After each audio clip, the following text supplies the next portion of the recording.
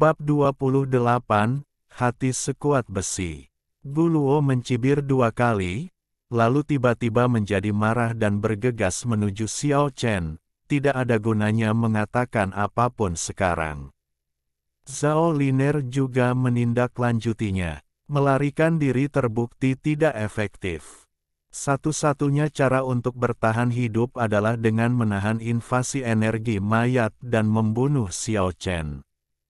Kedua pedang panjang itu bersilangan dan menebas ke arah dada dan perut Xiao Chen. Pada saat yang sama, pria yang memegang pisau api itu bergegas ke depan dan menebas leher Xiao Chen dengan pedang yang menyala-nyala itu.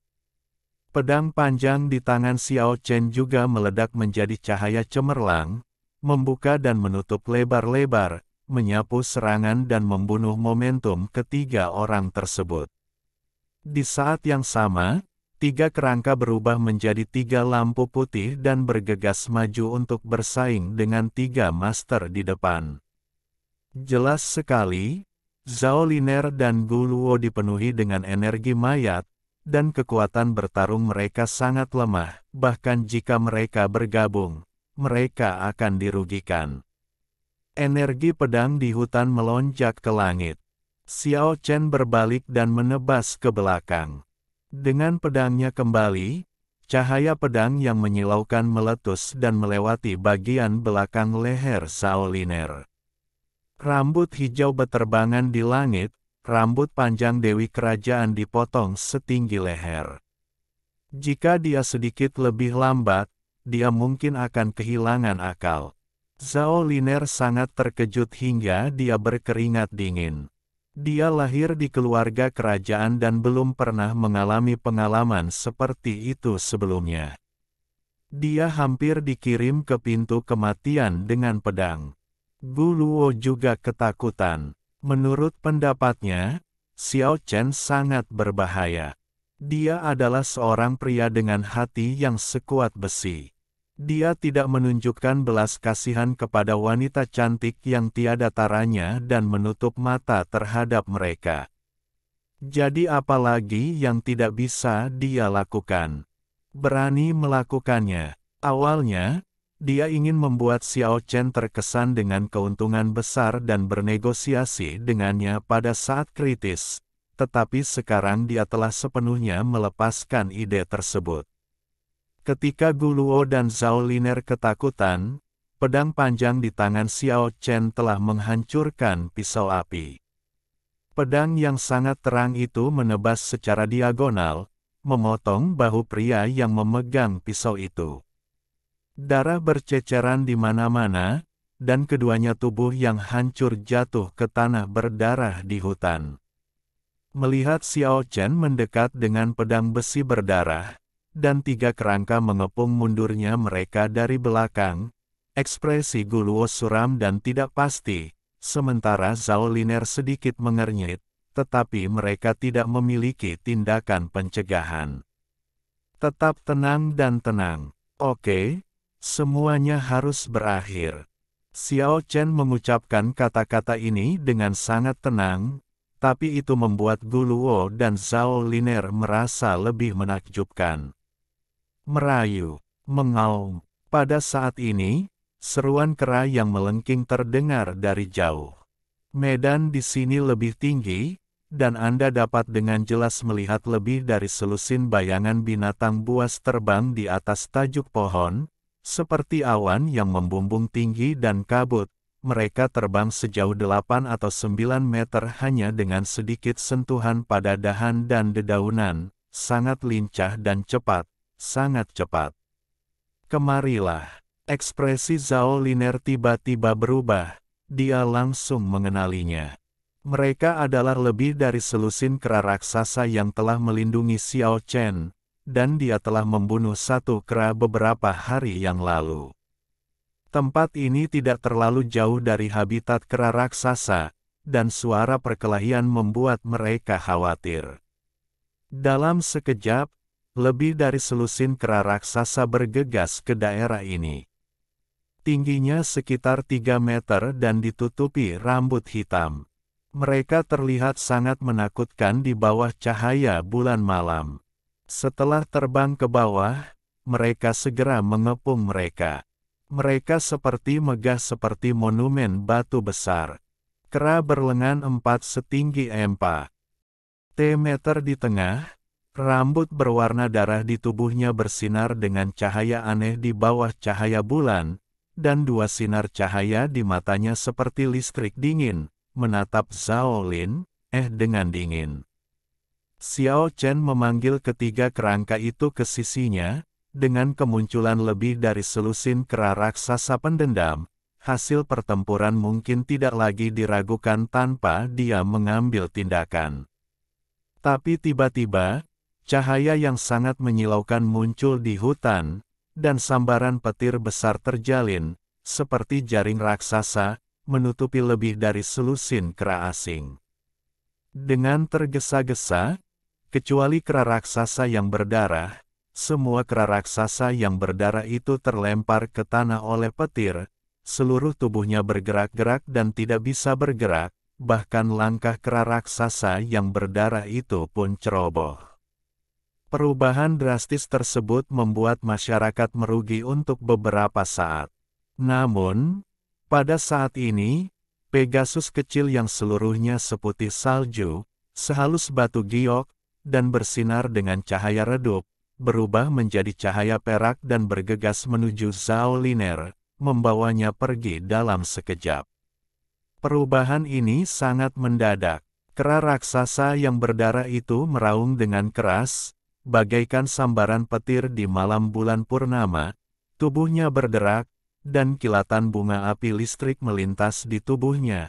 Ia terbebas dari kelumpuhannya, lalu ia melompat seperti orang gila menuju tanduk kecil itu, binatang suci itu mengejarnya, setelah beberapa saat, kera raksasa yang bergerak-gerak di tanah semuanya pulih, dan kemudian mengejar mereka tanpa menoleh ke belakang. Semuanya tiba-tiba, sekarang hanya Guluo yang berdiri di sana sendirian, tapi dia tidak menunjukkan ekspresi putus asa, sebaliknya, ada senyuman di sudut mulutnya. Xiao Chen mendapat firasat bahwa ada sesuatu yang tidak baik, meninggalkan bayangan di tempat dan bergegas maju dengan cepat. Namun, itu masih satu langkah terlambat, sebuah gulungan yang dibuka Guluo benar-benar membawanya ke atas dan melayang tinggi ke langit. Saya selalu berpikir ini adalah gulungan yang tidak berguna, tetapi saya tidak ingin menggunakannya untuk melarikan diri hari ini. Ketika Guluo mengucapkan kata-kata ini, dia menatap tajam ke arah Xiao Chen dengan rasa jengkel dan kemarahan yang tak terkatakan. Xiao Chen bertanya dengan dingin, "Mengapa kamu tidak melarikan diri lebih awal?" "Karena hanya bisa membawa satu orang. Kurasa binatang suci unicorn kecil itu mungkin muncul.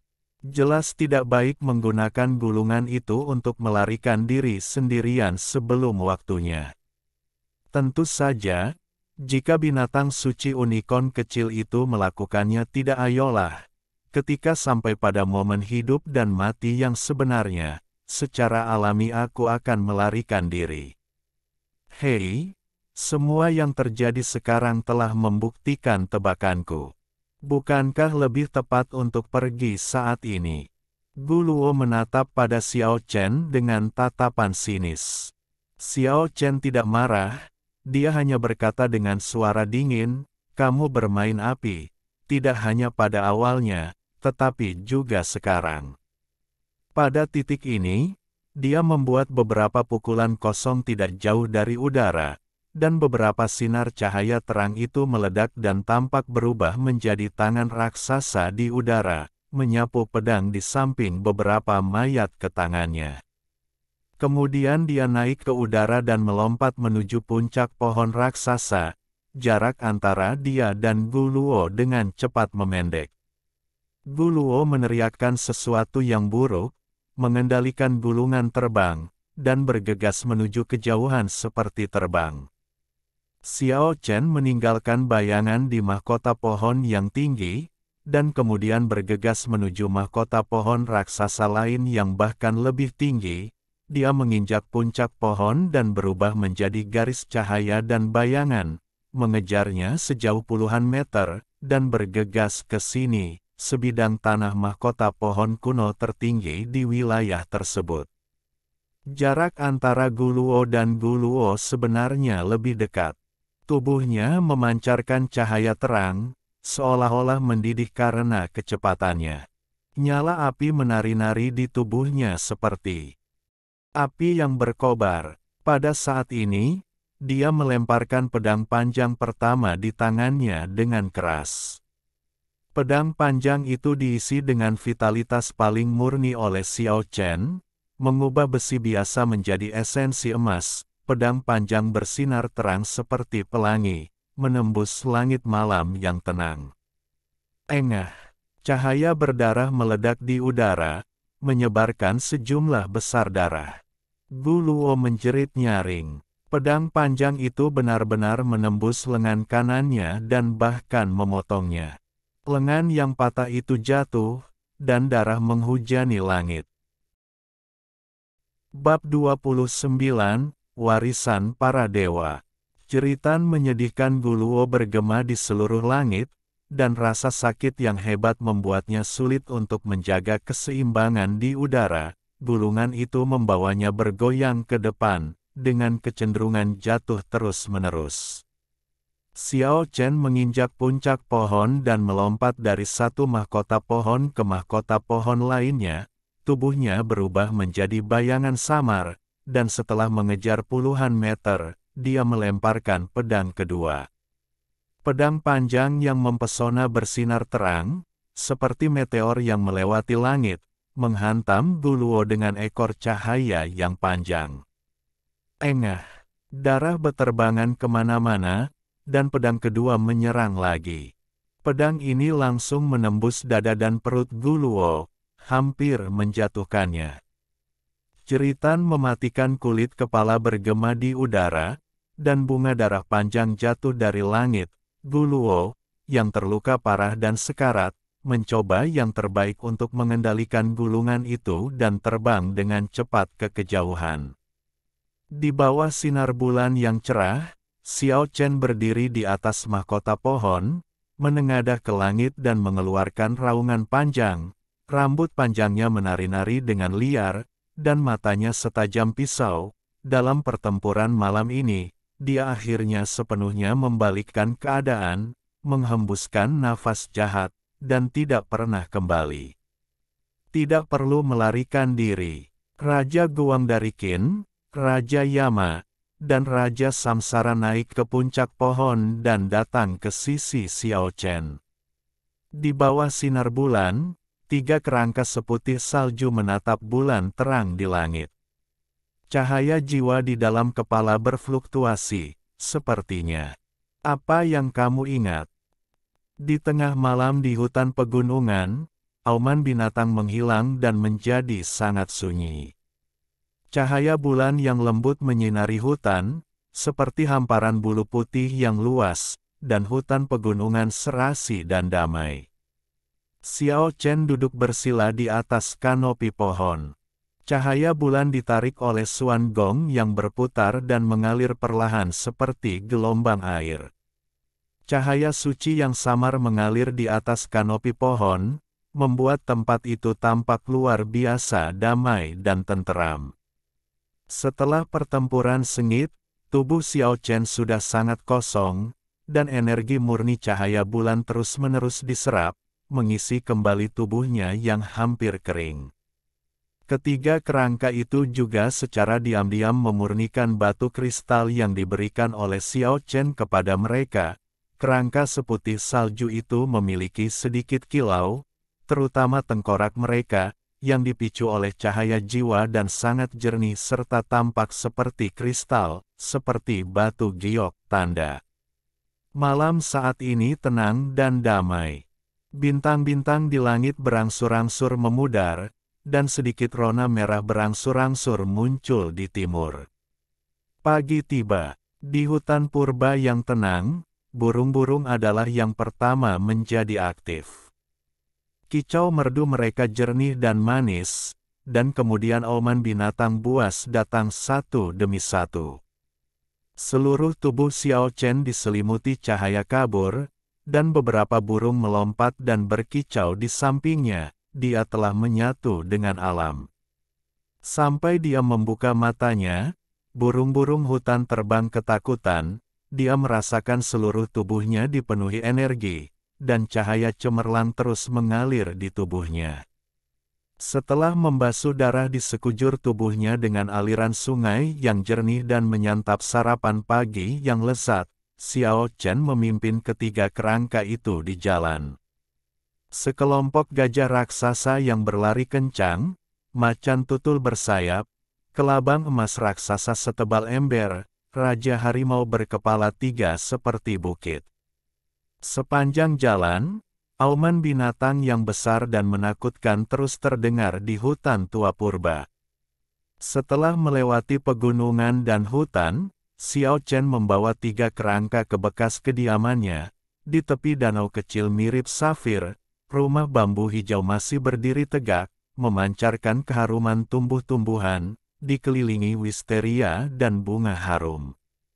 Tanpa berhenti di sini, mereka berjalan melewati hutan lebat dan sampai ke pantai. Xiao Chen mulai mengeringkan garam laut, bersiap mengumpulkan cukup banyak sebelum mengejar Zhao Liner dan Guluo. Cahaya pagi berwarna keemasan, dan ketiga kerangka itu membenci matahari. Mereka bersembunyi di kebun kelapa di tepi pantai dan menolak keluar. Xiao Chen mengisi batok kelapa dengan air laut dan mengeringkannya menjadi garam laut, namun saat itu ia menemukan sesosok tubuh di laut. Seorang pria berbaju putih bergegas dari kedalaman laut, membelah gelombang air seperti ikan ajaib. Gambaran yang sangat mengejutkan, pria berbaju putih itu tidak sedang berenang, melainkan berdiri di atas permukaan laut. Lebih dekat, saya akhirnya bisa melihatnya dengan jelas. Seorang biksu muda berpakaian putih berdiri di atas kasau kayu dan bergerak mengikuti angin, seperti makhluk abadi yang terbuang yang menunggangi ombak, muncul dari debu dengan keanggunan yang tak terlukiskan. Bodhidharma mencerahkan diri dengan menyeberangi sungai menggunakan buluh. Teknik tubuh tertinggi yang telah hilang di dunia manusia selama bertahun-tahun. Xiao Chen cukup terkejut, ini pasti seorang master, jadi dia harus waspada. Angin laut yang sedikit asin bertiup dengan lembut, dan biksu berbaju putih itu menginjak ombak dan sampai ke pantai. Dia memandang Xiao Chen dengan heran, tetapi dia dengan cepat menjadi tenang dan berjalan ke pantai. Apakah kamu? Biksu berpakaian putih itu berbeda dari biksu biasa. Dia tidak melafalkan nama Buddha atau menyapa sang dermawan. Dia bertanya seperti orang biasa. Melihat biksu muda ini sangat populer, Xiao Chen mengungkapkan identitasnya dengan kata-kata yang paling ringkas. Jika dia ingin bertahan hidup di dunia abadi di masa depan, dia harus menangani hubungannya dengan para kultivator di dunia ini. Biksu berbaju putih tampak sangat terkejut dan berkata, "Nama dharma saya adalah Yizhen." Dia tidak memanggilnya beku yang malang, tetapi menyebut dirinya, "Saya," seperti orang biasa. Meskipun kata-katanya tidak seperti kata-kata seorang biksu, dia masih mengungkapkan perasaan yang super. Dia memiliki temperamen yang tidak duniawi, tetapi dari segi sikap, dia terlihat seperti seorang biksu terkemuka.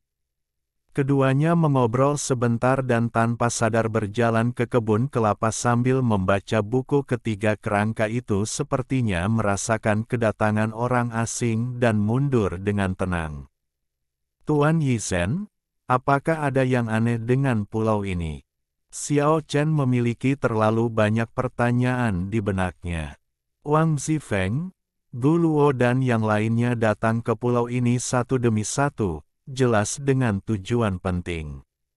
Sekarang biksu Yizhen juga datang ke sini pulau, bahkan lebih jelas lagi bahwa pulau terpencil itu tidak biasa.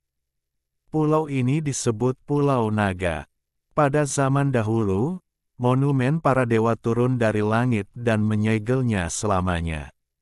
Semua naga yang bisa melawan para dewa telah kehilangan kekuatan sihirnya selamanya dan dipenjarakan di pulau terpencil ini. Petik 2. Xiao Chen akhirnya mengerti mengapa naga jahat berlengan 8 yang bisa bersaing dengan dewa laut, dan Tyrannosaurus, salah satu garis keturunan kerajaan klan naga, memiliki lebih banyak sifat hewani daripada keilahian. Di pulau terpencil ini selamanya dilindungi oleh monumen dewa, mereka telah kehilangan kekuatan magisnya yang besar. Mengapa ini terjadi? Xiao Chen bertanya dengan bingung. Biksu Yizhen memahami mentalitas Xiao Chen saat ini dan secara singkat memberitahunya tentang perbuatan kuno di dunia abadi.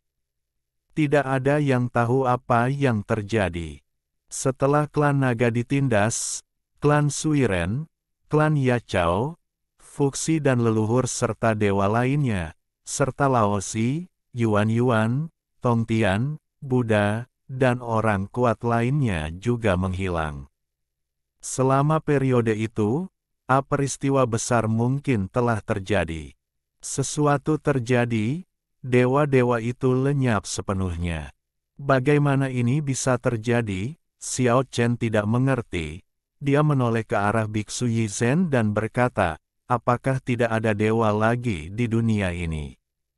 Tidak bisa dikatakan bahwa dunia keabadian itu luas dan memiliki banyak ras. Nenek moyang dan dewa sudah tidak ada lagi. Meski Lao Tzu, Buddha, dan orang kuat lainnya juga telah menghilang, legenda dewa asing masih beredar.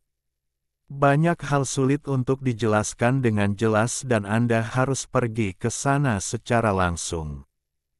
Hanya dengan berjalan di benua yang luas ini Anda dapat memahaminya. Bab 30, Legenda Naga. Alien, Dewa. Ya, di masa depan Anda mungkin melihat raksasa setinggi 20 meter, makhluk sempurna yang dapat hidup ribuan tahun, dan ras dengan sayap energi dan cahaya yang dapat terbang. Xiao Chen tiba-tiba bertanya, bagaimana Bodhidharma legendaris, Dugu Qiubai, Lang Fanyun dan lainnya dibandingkan dengan para dewa? Yizhen mengangguk dan berkata, pahlawan yang telah melalui hidup dan mati ini mungkin sudah disebut dewa. Tuan Yizhen, bolehkah saya bertanya apakah Anda memiliki sesuatu yang mendesak untuk dilakukan ketika Anda datang ke Pulau Naga? Yizhen tersenyum dan berkata, jika kamu tidak ingin menjadi penyihir, panggil saja aku Yizhen. Aku datang ke sini untuk mencoba keberuntunganku dan melihat apakah aku dapat menemukan naga leluhur. Xiao Chen tampak terkejut dan berkata dengan ragu-ragu, naga leluhur. Apakah itu totem di dunia manusia? Bukankah ini keberadaan ilusi yang legendaris? Yang disebut naga leluhur adalah naga dewa legendaris di dunia manusia. Keluarga kerajaan selalu menganggap dirinya sebagai naga dewa dan kaisar. Namun bagaimanapun juga, naga dewa tidak pernah muncul di dunia nyata. Tidak seperti Tyrannosaurus, Pterosaurus, dan naga petir yang memang ada di dunia. Menurut saya itu hanyalah keberadaan fiktif. Biksu Yizhen berkata dengan serius, naga leluhur memang ada, tetapi tampaknya hanya ada satu di dunia, dan dua di antaranya tidak akan pernah bisa bertemu. Itu adalah naga di antara naga, mungkin lahir dari Tyrannosaurus, mungkin dari Stegosaurus melahirkan, naga manapun dapat melahirkannya. Dari tahap naga muda, ia akan bertarung sengit di antara para naga, terus-menerus bertransformasi, mengubah bentuk aslinya, hingga mengalahkan 10.000 naga dan berubah menjadi leluhur bercakar 5 naga. Dengan cara ini, naga leluhur tidak lahir. Ia muncul dari ribuan naga dan bertransformasi dalam pertempuran lusa. Ia, naga muda manapun memiliki kemungkinan untuk berubah menjadi naga leluhur. Namun, naga leluhur yang sebenarnya memiliki kepala dan tanduk yang megah saat masih bayi dan mudah dikenali. Biksu Yizen memandangi auman binatang itu. Satu demi satu, Pulau Naga berkata, para nabi dari semua ras di daratan telah meramalkan bahwa naga leluhur akan lahir di Pulau Naga, dan Pulau Naga yang tersegel mungkin juga tidak diblokir karenanya. Pulau Naga, seperti namanya, merupakan pulau tempat tinggal para naga. Klan naga kuno disegel di sini dan memang memiliki syarat untuk menghasilkan naga leluhur. Klan naga kuno, jika tidak ditindas, bisa melawan para dewa. Naga leluhur legendaris, hanya bisa membuat orang kagum. Sangat mudah untuk memahami mengapa Wang Zifeng, Guluo dan yang lainnya datang ke sini, tak terbayangkan untuk menaklukkan naga leluhur dalam masa pertumbuhan. Biksu Yizen tersenyum lagi dan menggelengkan kepalanya, berkata, mendirikan naga leluhur hanyalah sebuah harapan mewah. Jika saya dapat menemukan Raja Naga pendamping selama perjalanan ini, itu sudah cukup. Seorang Raja Naga pendamping. Ketika setiap naga leluhur lahir, beberapa Raja Naga yang menyertainya akan lahir. Kekuatan mereka tidak jauh lebih lemah dari naga leluhur, dan mereka adalah batu asahan terbaik untuk naga leluhur. Seperti naga leluhur, mereka memiliki kepala yang menjulang tinggi dan tanduk di masa kecil mereka. Mereka dapat dengan mudah diidentifikasi. Mereka juga dapat terus berubah dalam pertempuran, dan merupakan lawan paling kuat dan musuh bebuyutan naga leluhur. Bahkan ada Raja Naga pendamping kecil legendaris yang dapat membunuh naga leluhur kecil asli dan akhirnya menggantikan mereka. Menjadi yang tertinggi di antara para naga. Jalan Zulong sangat kejam. Xiao Chen menghela nafas. Iya, itu sangat kejam. Kalau tidak mungkin memiliki kekuatan untuk membuat dewa pun gemetar. Xiao Chen tiba-tiba memikirkan sebuah pertanyaan. Karena naga leluhur begitu kuat, akankah para pahlawan yang hidup selamanya di dunia muncul di sini untuk mencari naga leluhur kecil? Mengenai pertanyaan ini, jawaban Yizen membuat Xiao Chen semakin merasakan kejahatan Long Island. Setelah Pulau Naga disegel, tidak hanya para naga di pulau itu yang kehilangan kekuatan magisnya, bahkan para dewa yang masuk ke pulau itu pun harus menghadapi situasi yang sama. Namun, setelah para dewa pergi dari sini, mereka dapat pulih setelah jangka waktu yang lama. Budidaya, tetapi naga tidak begitu beruntung bagi Anda. Oleh karena itu, semakin kuat seseorang, semakin sedikit dia berani memasuki Pulau Naga. Selain itu, wilayah laut sekitar ribuan mil juga terkena dampaknya. Dalam keadaan normal merupakan zona mati dan sangat sulit untuk dilewati, benar-benar lautan tabu.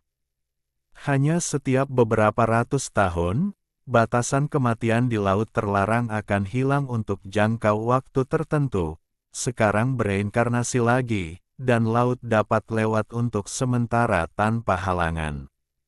Tuan Yizen, apakah Anda sendirian menyeberangi laut? Yizen menggelengkan kepalanya dan berkata, pulau ini berjarak puluhan ribu mil dari daratan. Saya tidak memiliki kekuatan untuk menyeberangi laut sendirian. Saya datang ke sini dengan perahu bersama beberapa petani. Kami belajar dari catatan kami nenek moyang Pulau Naga itu ada juga naga ganas di laut sekitarnya. Jadi jika kita mengambil tindakan saat kita sudah dekat dengan sini, saya hanya mengambil satu langkah lebih maju. Saat keduanya berbicara, beberapa sosok muncul di Laut Biru. mendekat dengan cepat dari segala arah.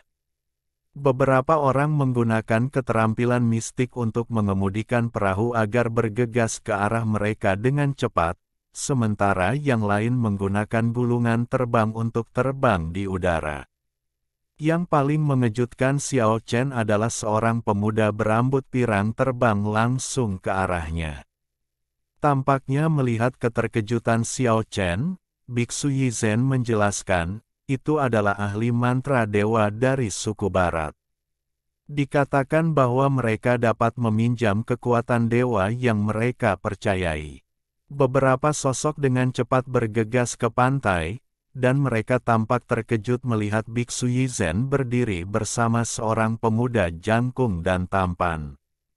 Xiao Chen juga melihat mereka tampaknya adalah orang-orang yang luar biasa, dan masing-masing dari mereka memiliki temperamen yang luar biasa.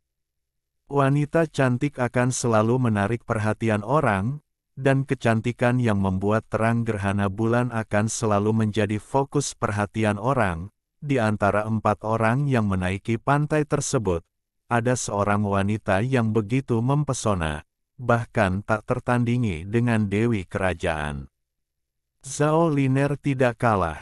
Yan Qingcheng, keturunan dari garis keturunan Raja Jahat Abadi. Masih ada jarak antara kedua pihak, dan Yizhen memperkenalkan Xiao Chen sendirian dengan suara rendah. Nama yang sangat istimewa, namun sangat pantas. Tubuh gioknya yang anggun bagaikan mahakarya paling sempurna dari surga. Jika ia berdiri di antara bunga-bunga, semua bunganya akan hilang cahayanya. Dengan latar belakang pakaian ungu yang anggun, kulit Ruxue semakin halus dan menawan. Rambut hitam panjangnya tergerai alami di bahunya. Mata di bawah bulu mata panjang penuh aura, hidung mancung, dan bibir merah lembab, dan dia memiliki gigi putih seperti batu giok. Wajah yang tak tertandingi tampak diselimuti kabut tipis, seperti mimpi. Yan Qingcheng, tidak mungkin untuk tidak dikenang secara mendalam, wanita cantik dan cantik seperti itu akan sangat terkesan di hati setiap orang yang melihatnya untuk pertama kali. Namun, Xiao Chen merasa ada yang tidak beres. Wanita ini mungkin adalah musuh bebuyutannya. Yan Qingcheng mungkin adalah adik perempuan Wang Xifeng yang diserang dan dibunuh olehnya. Keanggunan Yan Qingcheng tidak ada bandingannya, dan orang-orang pasti menyadari bahwa orang yang akhirnya berjalan ke pantai di antara keempatnya tidak tampan sama sekali, tapi dia sama-sama menarik perhatian. Pria ini sebenarnya tingginya 3 meter, jauh lebih tinggi dari orang biasa. Dia memiliki rambut coklat panjang yang tergerai longgar di bahunya, alis tebal dan mata macan tutul, dan penampilan yang kasar, apalagi dia memiliki sepasang telinga serigala yang berdiri dan panjang. Ekor harimau yang kuat benar-benar mengejutkan Xiao Chen. Biksu Yizhen berbisik kepada Xiao Chen, "Kau adalah seorang pria muda dan kuat dari suku barbar." Suku barbar memiliki populasi yang sangat kecil, tetapi mereka adalah ras pejuang alami dengan kekuatan yang tak tertandingi. Legenda mengatakan bahwa suku ini kuno dan kuat senjata tersegel di tubuh mereka. Jiwa binatang buas, sehingga disebut juga klan binatang buas. Petik 2. Xiao Chen memandangi Kaio setinggi 3 meter, membayangkan kekuatan ledakannya yang kuat dan jiwa binatang yang tidak diketahui dan menakutkan. Orang seperti itu pasti memiliki keberanian yang tak tertandingi.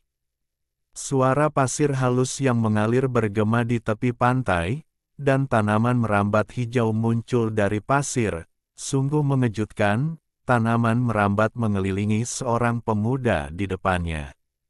Awalnya, dia terlihat sangat biasa dan merupakan orang yang paling tidak terlihat di antara 4 orang yang berjalan di pantai, namun kini dia menjadi fokus perhatian. Pulau Naga memang memiliki kekuatan aneh, dan kekuatan spiritualku telah terganggu.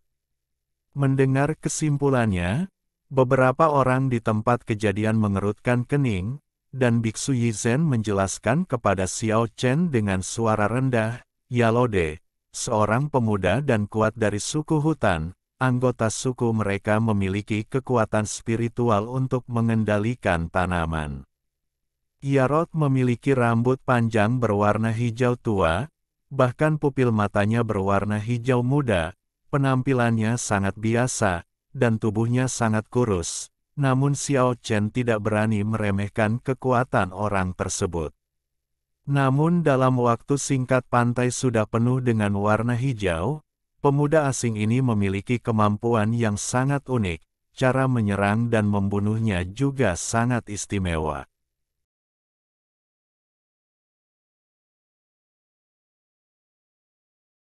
Alhamdulillahi jazakumullahu khoiro. Oke, cukup sekian novel kali ini. Mungkin ada kata-kata yang kurang pas, saya minta maaf yang sebesar-besarnya. Semoga yang sudah baca Allah paring kesehatan, rezeki yang barokah, dan umur yang panjang. Amin. Untuk membantu admin jangan lupa klik tombol subscribe ya.